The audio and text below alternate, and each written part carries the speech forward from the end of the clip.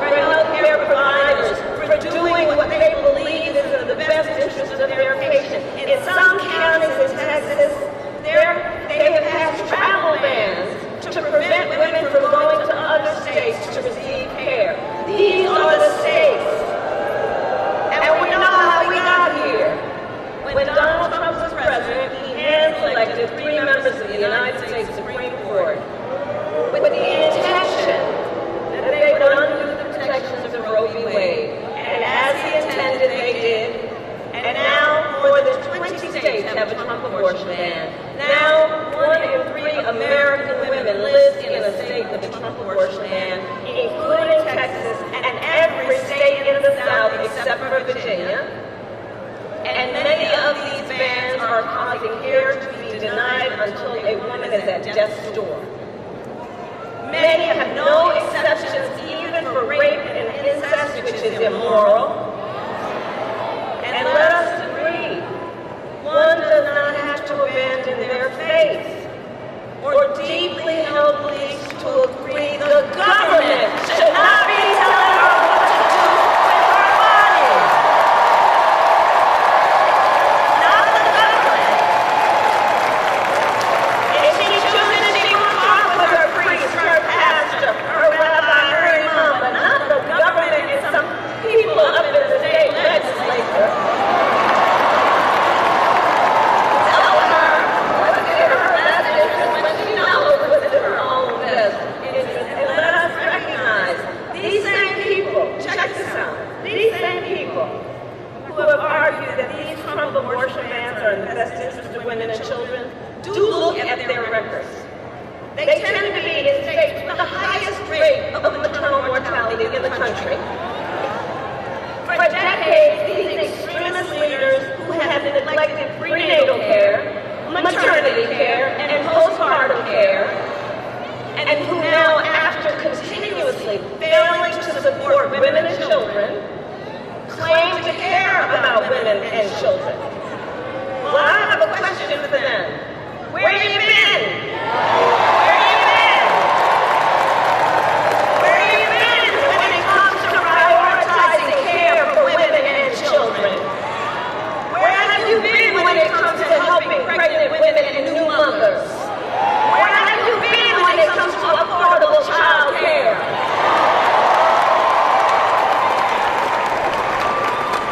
And you know, many of these same extremist leaders have also refused to extend the child tax credit, which lifted half of America's children out of poverty. They, who have blocked proposals to lower child care costs for working parents, they who have tried to cut WIC and SNAP for low-income mothers and their children. The hypocrisy abounds. And here's what else is happening. These bans are driving doctors out of states like Texas, Idaho, Georgia, and North Carolina, leaving women who are already living in maternity care deserts, meaning there is no maternity care anywhere near them, leaving them with even fewer options. And since Trump abortion bans, fewer medical students are choosing to specialize in women's health. Over these past 2 years, the impact of Trump abortion bans has been devastating. We see the horrific reality that women and families face every single day, and the stories are vivid, they are difficult to hear, they are difficult to tell. For example, here in Texas, can we roll the tape? 4 years they were trying to get Roe v. Wade terminated, and I did it. Because of conservative implemented laws. I had to fight and beg to get care that I needed. Because I wasn't permitted to have an abortion, I nearly died on their watch. If I had not been able to go out of state to get an abortion in Colorado, my happy, healthy son Henry would not be here today. They took 2 liters of infected fluid from my abdomen, and the infection was so severe that I almost died. I was to stay pregnant and deliver a baby that would suffocate in my arms. Won the Roe v. Wade. I did a great thing.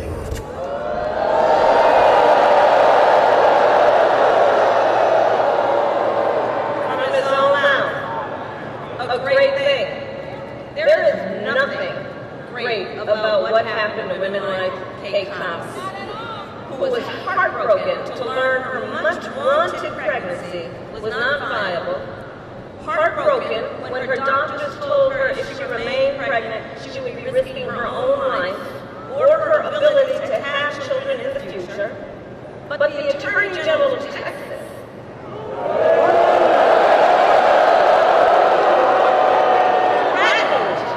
threatened if Hayes doctors helped terminate her pregnancy, they would be criminally prosecuted. So Kate was forced to flee the state to get the care she needed. In Louisiana, Caitlin Joshua was turned away from not one, but 2 emergency rooms from miscarrying.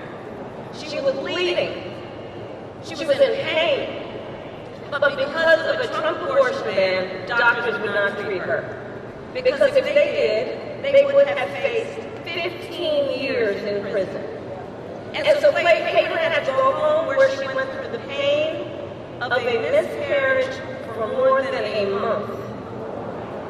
And trying the whole time to hide her pain from her 4-year-old daughter. We know that women have died because of Trump abortion bans. Here today is Jeanette Williams, the mother of Amber Nicole Thurman, a vibrant, you must speak her name, Amber Nicole Thurman.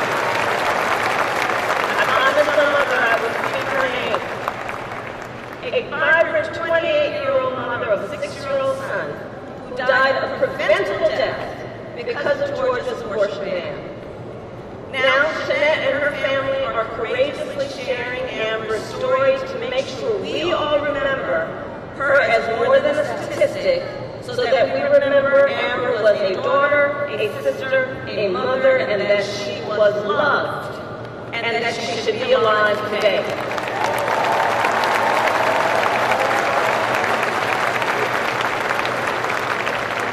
And listen, we're all here because we know the reality is, for every story we hear about the suffering because of a Trump abortion ban, there are so many stories we've never heard, and an untold number of women and the people who love them, who are silently suffering, women who are being made to feel as though they did something wrong, as though they are criminals, as though they are alone. And to those women, I say, and I think I speak on behalf of all of us, we see you and we are here with you.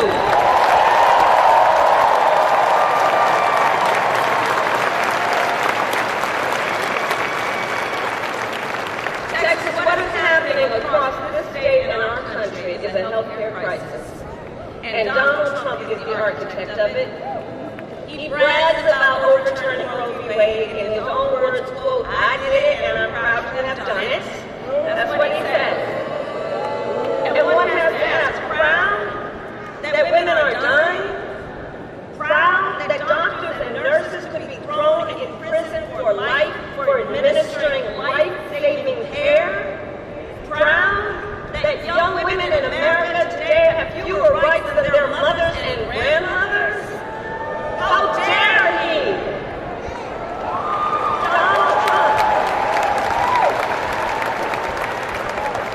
Donald Trump even said everyone wanted Roe v. Wade to be overturned. Well, a woman in Ohio was arrested and charged after having a miscarriage. So was a woman in South Carolina. They didn't want this.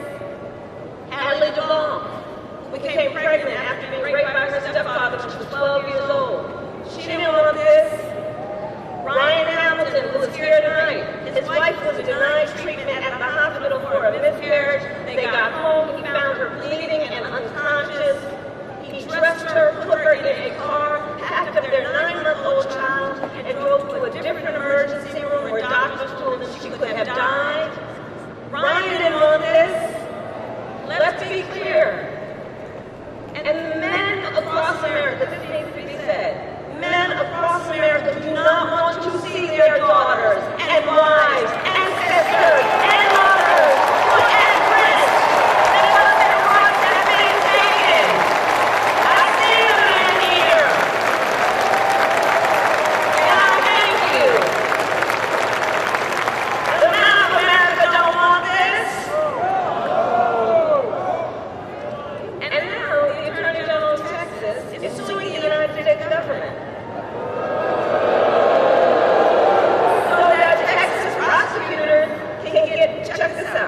that Texas prosecutors can get their hands on private medical records of women who leave the state to get care.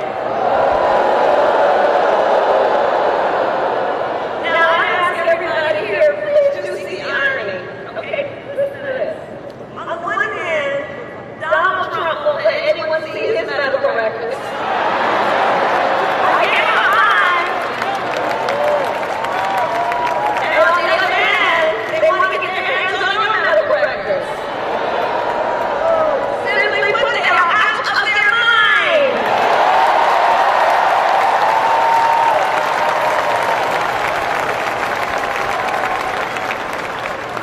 In just 4 years as president, Donald Trump was able to erase half a century of hard-fought progress for women. And now he wants to go even further.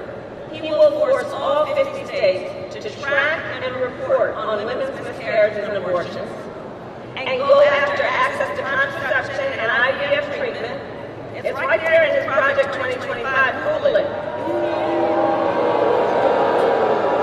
And let us be clear, if Donald Trump wins again, he will ban abortion nationwide.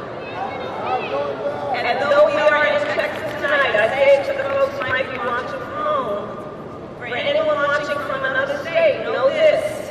If you think you are protected from Trump abortion bans because you live in Michigan or Pennsylvania or Nevada or New York or California or any state where voters or legislators have protected reproductive freedom, please know, no one is protected if there is a Trump national abortion ban, and it will outlaw abortion in every single state. Understand that.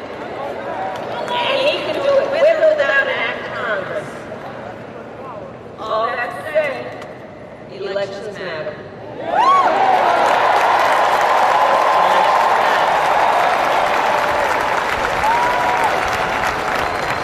If Donald Trump is president again, he will likely get to appoint at least one additional Supreme Court justice.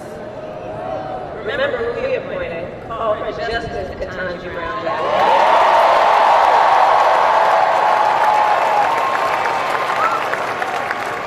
But if he were reelected, he'd probably get to appoint one, if not two, members to the United States Supreme Court. At which point, Donald Trump will have packed the court with 5 out of 9 justices on that court who will sit. Think about that. Who will sit for lifetime appointments, shaping your lives and the lives of generations to come. And that is among the many critical contrasts in this election. Look, Donald Trump doesn't trust women, but I do. We trust women.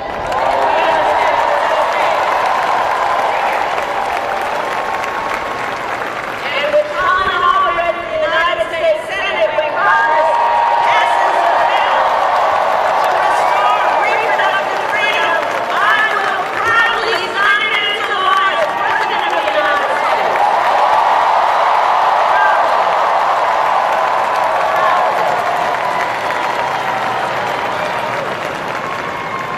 So all the friends here, let us remember, momentum is on our side. I know sometimes in Texas folks are like, is it worth it? Does it make a difference? Yes, it does. You are making a difference, and momentum is on our side. You are making a difference. Since Roe was overturned, every time reproductive freedom has been on the ballot, from Kansas to California to Kentucky and Michigan, Montana, Vermont, and Ohio, the people of America have voted for freedom. Every time it's been on the ballot. And Alternate has voted by overwhelming margins from so-called red to so-called blue states, proving this is not a partisan issue. Because Americans from all backgrounds and beliefs understand the decision of whether, when, and how to build a family is one of the most consequential decisions anyone can make. And we are fighting for an America where no matter who you are, where you live, you can make decisions about your own body for yourself.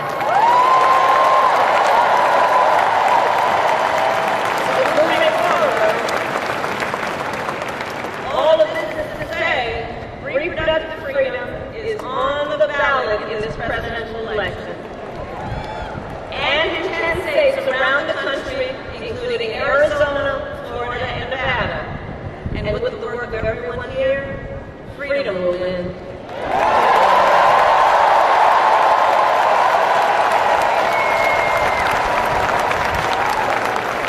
And so I want to take a moment to speak in particular to all the young leaders here and across America. Do we have anybody here from Gen Z?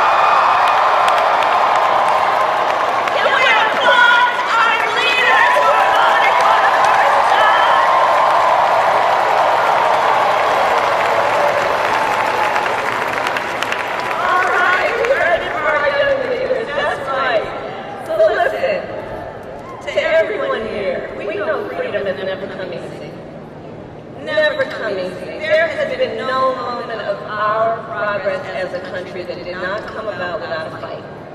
Let's all be clear.